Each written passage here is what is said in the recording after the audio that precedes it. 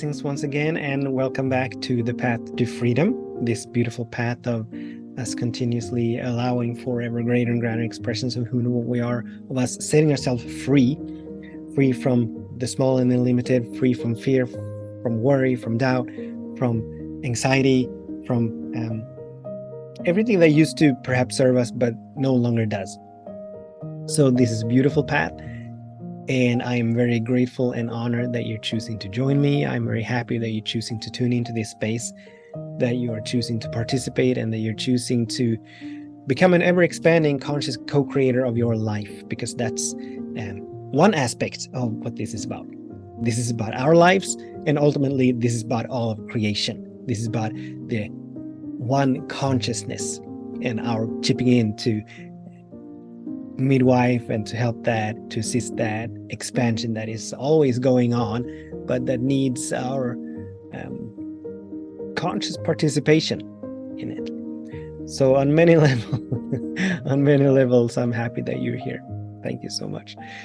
So today we are talking about fear, and the topic for today is something along the lines that it is perfectly all right to keep moving forward in spite of fear. And this obviously has to do with what this path is about. This path is about us becoming aware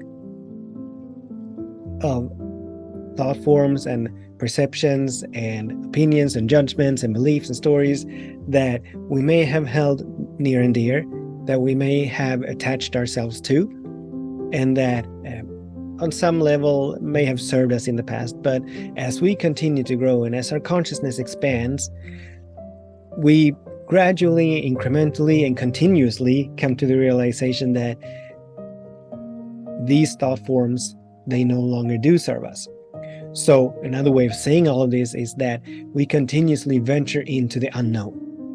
The next great and grand expression of who and what we are always lies in that which we cannot see, that which we do not know, that which we cannot perceive with our human senses. That's where the next great and grand expression of who and what we are resides, in that uncharted territory. So we continuously get to move past, move through, move out of our current what are they called? They're called comfort zones and paradigms, to allow for that new and that next great version of who we are to emerge. And in that moving through, moving from the known to the unknown, fear and worry and doubt and anxiety and all these emotions well up in different degrees. And fear, if you've tuned in before, fear is one of the major stumbling blocks for any of us who are moving along this path. When we cannot see, we're perhaps in the process of calling something forth into our experience, a beautiful creative endeavor, or just us shedding the skin, peeling off the layer that is confining us, that is constricting us right now. And for that to happen, we need to push through the fear. I don't really like the word push through. We need to move through or grow through the fear. But for many of us, that fear is stopping us. The fear, when we believe the fear, when we believe that as I don't know what is on the other side, or if I don't know, or as I don't know how to move through this, how or when, that fear stops us. It may stop us short in our tracks. Boom! Like a brick wall that suddenly appears right in front of us. And we're so used, many of us are so used to living in that comfort zone of not challenging that which we know. We may be fully aware that it's not serving us, but it is so nice to know what we have. It is so nice to be familiar with the thought forms and the judgments and the perceptions of our sense of self, that the fear stops us from moving through it. But this is not the path, and it's been stated, and I love that statement, this is not the path for the faint of heart.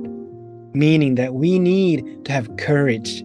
It takes bravery to move along this path. It takes bravery to challenge every aspect of every story, every belief, every notion, every perception that we have. Because it is only in the shattering of these, it is only in the releasing of these that we get to move forward. So fear comes up, and because this is a conversation that I'm having quite often with individuals. They bump into this wall of fear, and they give voice to their belief that that fear is telling them that something is wrong. That fear is cautioning them to move forward. And I always invite them to look at it from another angle. That fear just lets them know where the boundaries of the familiar is, where the boundaries of the known is. And if they want to go into the unknown, they need to move through that fear.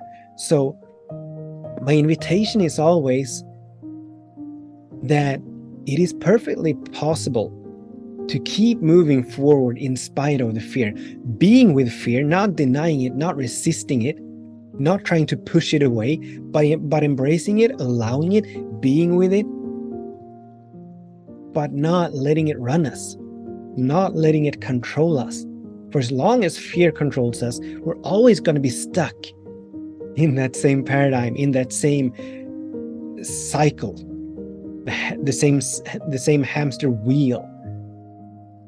As long as we keep moving in circles just to avoid the fear, we're always going to keep moving in circles, right? So we need to find a way, find the courage to move through the fear, to work through it, to walk through it, to keep moving toward the vision or the intention that we may have for our lives, and that we're all invited to have for our lives, a sense of direction, a sense of conscious direction, as opposed to letting life just toss us around as leaves to the wind, or a feather to the wind, or whatever analogy we want to use. So we're always wise to have an intention or vision, and to keep moving toward and forward toward that vision and intention, even in the midst of fear. And what we will find, what we will discover as we move through the fear, as we keep moving in spite of fear, is that the fear eventually dissolves. It was nothing. This is what we discover. It was nothing but a story. It was nothing but a projection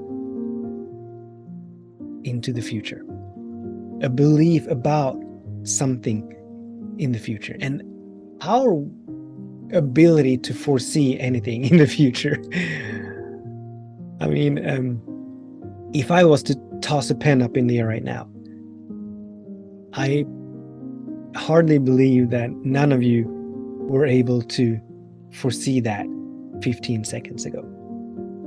So we do not have the ability to foresee the future, most of us.